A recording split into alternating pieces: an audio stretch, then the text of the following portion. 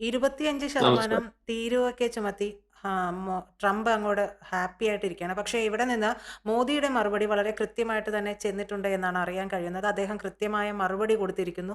ഇതിലൊന്നും India കൂസുന്നില്ല. India മുന്നോട്ട് തന്നെ പോകും. അങ്ങനെ താരിഫൊക്കെ ചുമത്തി നമ്മളെ പേടിപ്പിക്കാമെന്ന് കരുതണ്ട എന്ന രീതിയിലുള്ള മറുപടിയാണ് അദ്ദേഹം പറഞ്ഞിരിക്കുന്നതെന്ന് പറയുന്നു. കൂടുതൽ എന്താണ് സർ അതിൻ്റെ വിവരങ്ങൾ?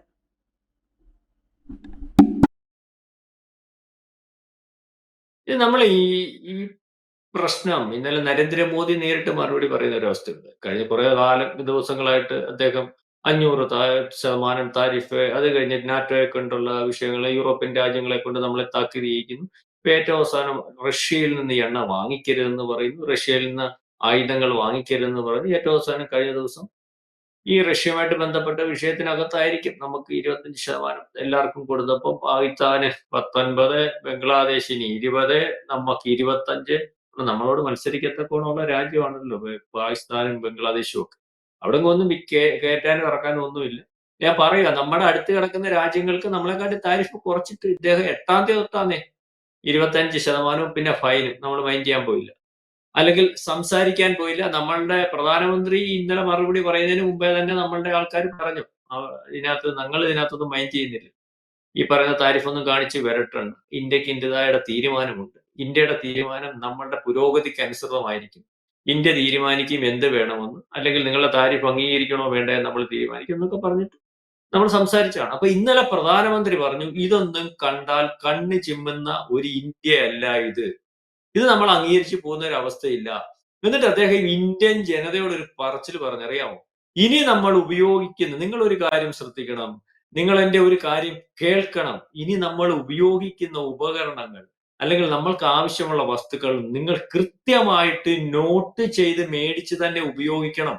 എന്താണെന്ന് വെച്ചാൽ making India, made in India. നമ്മുടെ രാജ്യത്ത് ഉണ്ടാക്കുന്ന വസ്തുക്കൾ മാത്രം നമ്മൾ ഉപയോഗിക്കുന്നതിന് വേണ്ടി നിർബന്ധം പിടിക്കണം. നമ്മളെ ആർക്കും തോൽപ്പിക്കാൻ പറ്റത്തില്ല.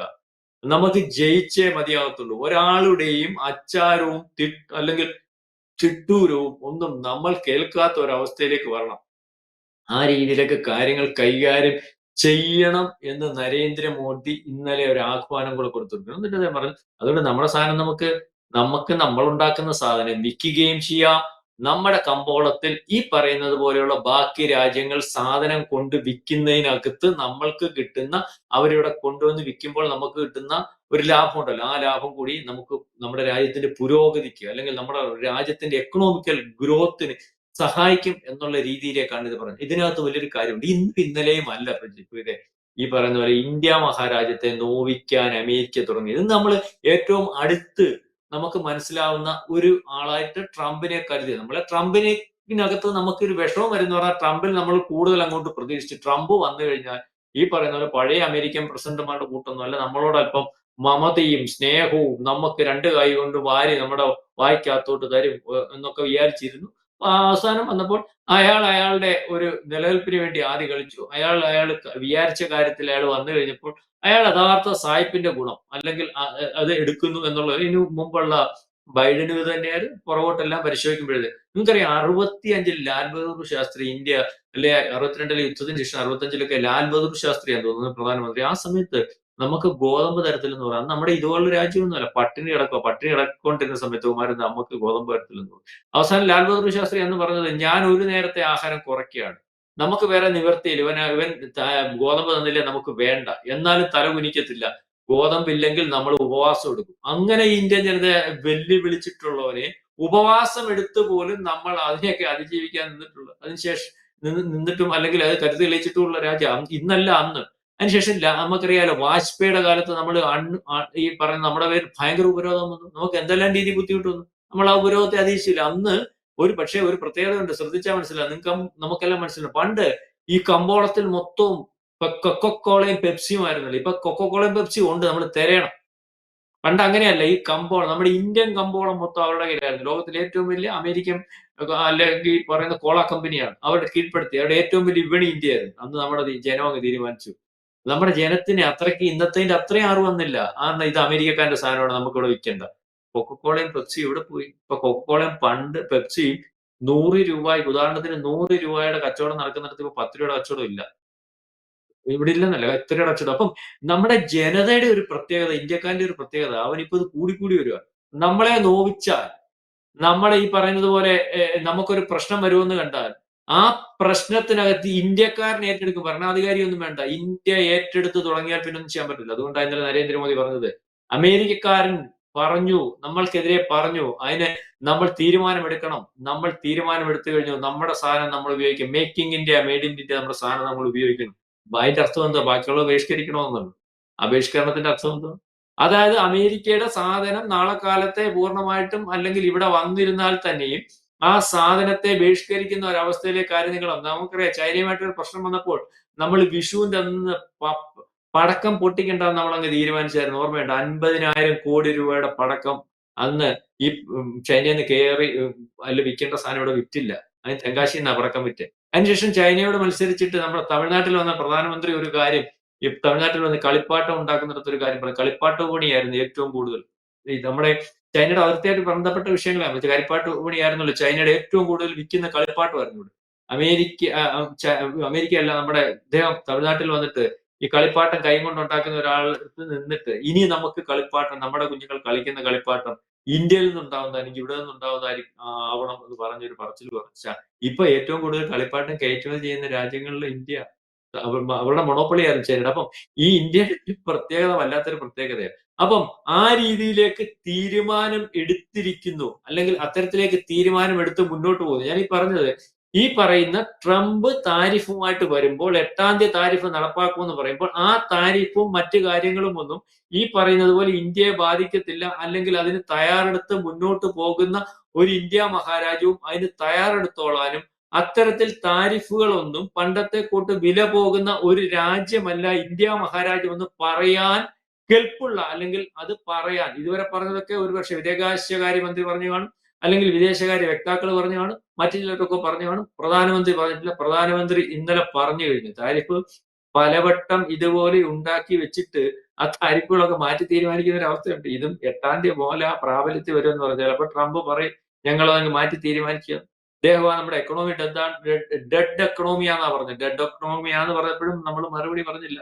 ഇനിയും മറുപടി പറയാതെ പോയാൽ, അപ്പം ഈ മറുപടിക്കകത്ത് വലിയൊരു അർത്ഥമുണ്ട്. ഇന്ത്യയെ അമേരിക്ക ഒന്നും ചെയ്യാനില്ല. ഇന്ത്യ എന്തെല്ലാം ഇന്ത്യക്കകത്ത് എന്തെല്ലാം ഉപരോധം ഏർപ്പെടുത്തിയാലും നമ്മൾ നമ്മുടെ നിലപാടിൽ നിന്ന് വ്യത്യാസപ്പെടുത്തി പോകുന്ന ഒരു അവസ്ഥയില്ല. ഇതിനകത്ത് വേറൊരു വലിയൊരു കാര്യം കണ്ടത്തിലവിടെ വന്നിട്ടുണ്ട്. അത് വായിച്ചായിരുന്നു. ഈ പറയുന്നത് പോലെ അമേരിക്കയിലെ തന്നെ ഒരു സർവകലാശാല, അതിന് പറയുന്ന യാക് സർവകലാശാലയുടെ കണ്ടെത്തൽ എന്ന് പറഞ്ഞാൽ, അമേരിക്ക താരിഫ് ഇന്ത്യക്കെതിരെ കൊണ്ടുവന്നാൽ അമേരിക്കയിൽ പണപ്പെരുപ്പം ഉണ്ടാകും. എങ്ങനെ ഇരിക്കുന്നു? നമുക്കെതിരെ അമേരിക്ക താരിഫ് കൊണ്ടുപോയാൽ അമേരിക്കയിൽ പണപ്പെരുപ്പം ഉണ്ടാവും, അമേരിക്കയിൽ പ്രശ്നങ്ങൾ ഉണ്ടാവും, അമേരിക്കയിൽ സാധാരണക്കാരന് ഭക്ഷണം കിട്ടാതാവും, അല്ലെങ്കിൽ അവന്റെ ഇപ്പോഴും നടന്നുകൊണ്ടിരിക്കുന്ന രീതിയിലേക്കുള്ള ജീവിത ശൈലിയിൽ നിന്ന് വ്യത്യാസം വരും. അതിന് കാരണം എന്താണെന്നറിയോ? ഈ അമേരിക്കയിലെ സാധനത്തിന് വലിയ വിലയാണ്. ഈ അവിടുത്തെ സാധാരണക്കാരന് ഈ അമേരിക്കയുടെ സാധനം മേടിച്ച് ഉപയോഗിക്കാൻ പറ്റത്തില്ല. അമേരിക്കയിലെ ലോകത്തിലെ 50 കോടീശ്വരന്മാരിൽ ഈ പറഞ്ഞ 35 അമേരിക്കക്കാരനാന്ന് പറഞ്ഞിട്ട് കാര്യമില്ല. ഏറ്റവും കൂടുതൽ £1 പണ്ടത്തെ ഞാൻ വായിച്ചിട്ടുണ്ട്. ഒരു 10 കൊല്ലം മുമ്പ് £1 എന്ന് പറഞ്ഞാൽ, നമ്മുടെ അടുത്ത് £1 ഉണ്ടല്ലോ, $1 എന്ന് പറയുന്ന വോട്ട് ചെയ്യുന്ന ഭിക്ഷക്കാരെ 1000-ൽ പരം ഒരു ദിവസം അറസ്റ്റ് ചെയ്യുന്ന രാജ്യം അമേരിക്ക. ആരും വിശ്വസിക്കുക? സമ്പന്ന രാജ്യം. നമ്മുടെ ഇവിടെ അത്ര ഭിക്ഷക്കാരനെ അറസ്റ്റ് ചെയ്യുന്നുണ്ട്? നമ്മുടെ ഇവിടെ ഭിക്ഷക്കാരനെ അറസ്റ്റ് ചെയ്യുന്നേ ഇല്ല. ഭിക്ഷ എടുക്കാൻ ആളുണ്ട്. അപ്പൊ അതേ രീതിയിൽ ഭിക്ഷക്കാരും പാവം പിടിച്ചവനും ഒക്കെ. അപ്പം ഈ പറയുന്ന പോലെ സാധനം, ഇപ്പൊ നമ്മൾ ഇവിടുന്ന് ചെല്ലുന്ന സാധനം ഏതാ? ബംഗ്ലാദേശിൽ നിന്ന് ചെല്ലുന്ന സാധനം വിലക്കുറവുള്ള സാധനം, അല്ലെങ്കിൽ ചൈനയിൽ ചെല്ലുന്ന സാധനം വിലക്കുറവുള്ള സാധനം, ഇന്ത്യയിൽ നിന്ന് ചെല്ലുന്ന സാധനം വിലക്കുറവുള്ള സാധനം. ഇതിന് ക്വാളിറ്റി ഉണ്ട്. ഈ സാധനങ്ങളാണ് മറ്റ് അമേരിക്കൻ പ്രോഡക്ട്സിനെ കാട്ടി കൂടുതൽ അവിടുത്തുകാരായിട്ടുള്ള സാധാരണക്കാരൻ ഉപയോഗിക്കുന്നത്.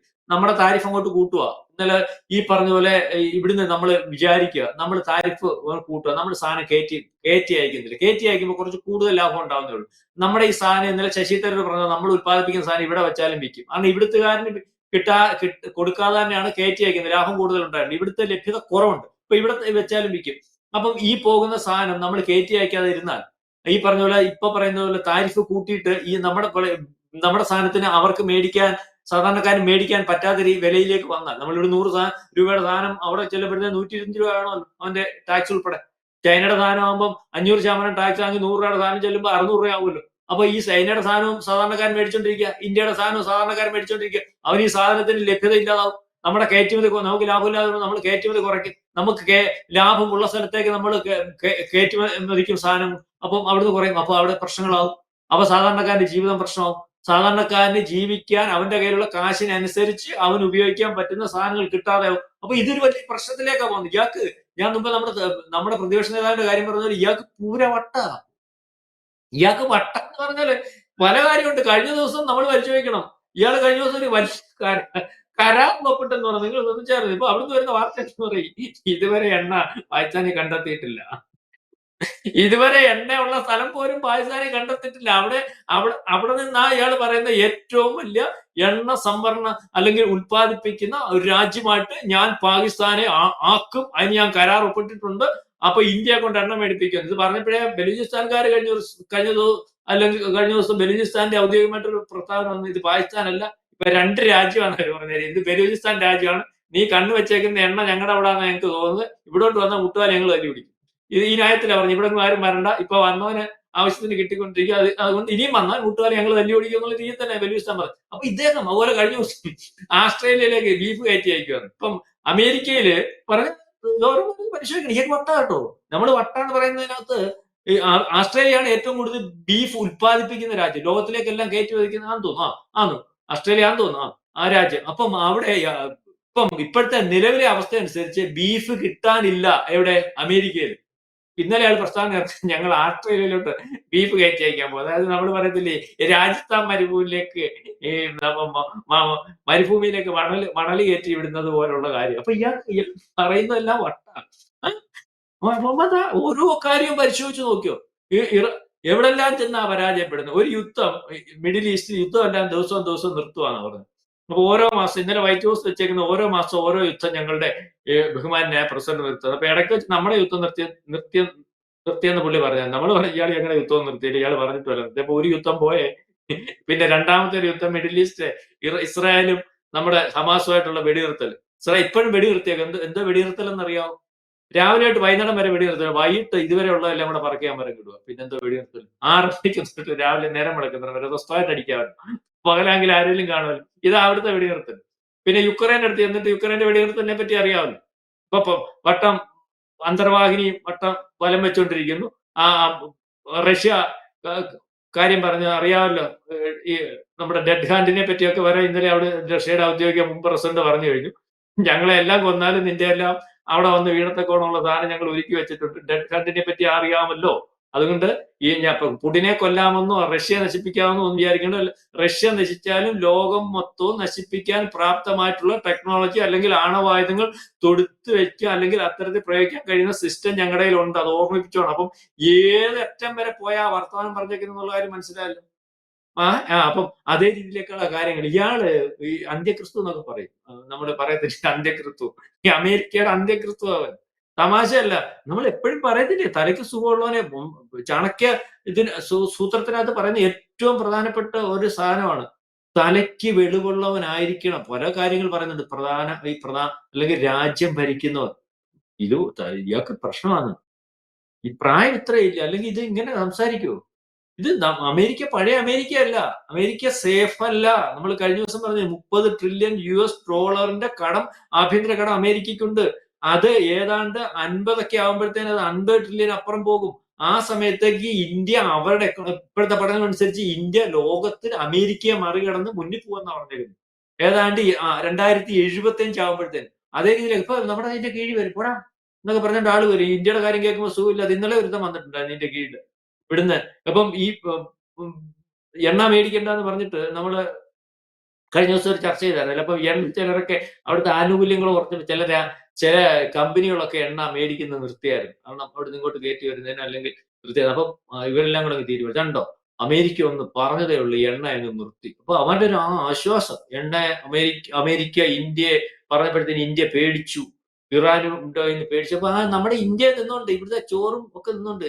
ഈ പറയുന്ന പോലെ ഈ മറ്റ് രാജ്യങ്ങളോട് കൂറ് പുലർത്തി നമ്മുടെ അകത്ത് നിന്നുണ്ട്. നമ്മുടെ കീഴിൽ വന്നിട്ട് കമന്റ് ചെയ്യും, നിങ്ങൾ അറിഞ്ഞില്ലയോ? പിന്നെ അങ്ങ് ചുമ്മാ അങ്ങ് പറഞ്ഞാൽ മതിയോ? അമേരിക്ക പറഞ്ഞപ്പോ അന്നേരം നിർത്തിയല്ലോ. നിങ്ങളെന്തോ പിന്നെ നിർത്തിയില്ലെന്ന് പറഞ്ഞു, വെല്ലുവിളിച്ചെന്ന് പറയുന്നു. അങ്ങനെയൊന്നും പറയില്ല, ഇയാളൊക്കെ പോയി പുസ്തകം വായിക്കും എന്നൊക്കെ പറഞ്ഞിട്ട് പുള്ളി ഇന്ന് ഫേസ്ബുക്കിലും ചില ആൾക്കാരൊക്കെ ഇട്ടിട്ടുണ്ട്. ഈ പറയുന്ന അതായത് എങ്ങനെയുള്ള കാര്യം നിർത്തിയെന്നുള്ള കാര്യം മനസ്സിലാക്കി. ചില കമ്പനികൾക്ക് ഇപ്പം ഞാനൊരു കമ്പനി നടത്തുവാണ്. അപ്പൊ എനിക്ക് അമേരിക്കയുമായിട്ട് കയറ്റുമതിയുണ്ട്. മനസ്സിലായി. റഷ്യയുടെ കയ്യിൽ നിന്ന് എണ്ണ ഇറക്കുമതി ചെയ്തു. റഷ്യയുടെ കയ്യിൽ നിന്ന് എണ്ണ ഇറക്കുമതി ചെയ്യുന്നത് 100 രൂപയ്ക്ക്.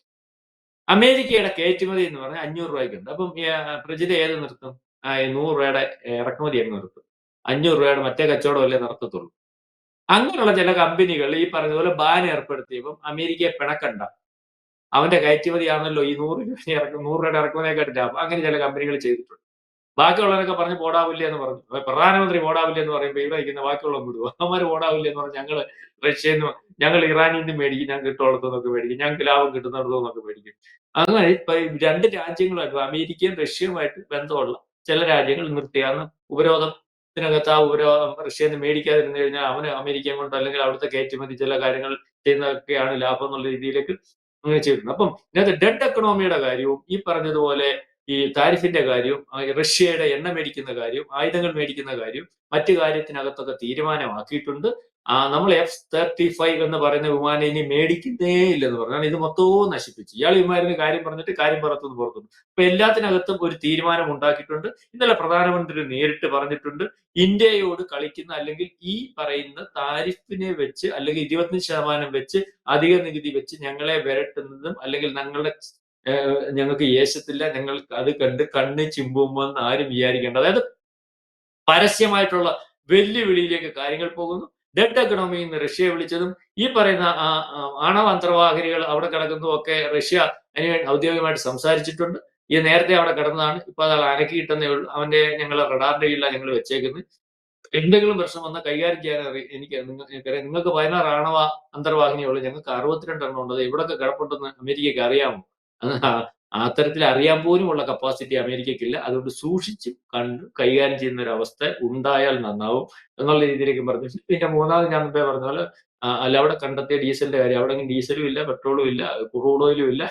ഇതുപോലെ ഇല്ല, അവിടെ ഇരിപ്പുണ്ടെന്ന് പോലും പാകിസ്ഥാന് ഒരു സ്ഥലം കാണിച്ചു കൊടുക്കാൻ പോലും ഇതുവരെ ഇല്ല. അവിടുന്ന് അയാള് നമ്മളെ കൊണ്ട് എണ്ണ മേടിപ്പിക്കുന്നത്. അതായത് മുതുവട്ടാണ് ഇയാൾക്ക്. അതിന്റെ കൂടെ നമ്മുടെ ഈ പറഞ്ഞതുപോലെ നമ്മുടെ ഒരു പ്രതിപക്ഷ നേതാവും വരുന്നുണ്ട് ഏകദേശ കണക്കിന്. രണ്ടിനെയും കൂടെ ഏതെങ്കിലും ഒരു ആശുപത്രിയിൽ കൊണ്ടുപോയി ചികിത്സിച്ചാൽ നന്നാവുമെന്നാണ് നമുക്ക് പറയാനുള്ളത്. അത്തരത്തിലേക്കാണ് കാര്യങ്ങളുടെ കിട. കൂടുതൽ വാർത്തകളും വിശേഷങ്ങളും നിങ്ങളിലേക്ക് എത്താൻ ABC മലയാളം സബ്സ്ക്രൈബ് ചെയ്യുക, ബെൽബട്ടനും അമർത്തുക.